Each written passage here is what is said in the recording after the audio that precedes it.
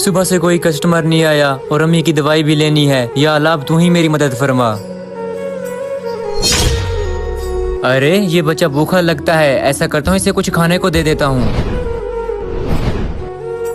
इधर आओ बेटा, यहाँ बैठो बेटा।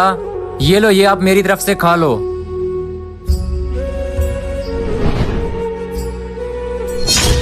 या अल्लाह, जिसने इस भूखे का पेट भरा उसके रोजी में बरकत अता फरमा। भाई 1000 की मिठाई देना। जी भाई साहब, अभी देता हूँ। भाई 500 की बालूशाही देना। जी भाई। भाईजान, ये सारी मिठाई कितने को हो जाएगी? मैंने मदरसे के बच्चों में बांटने हैं। भाई आपको ये सारी मिठाई चाहिए?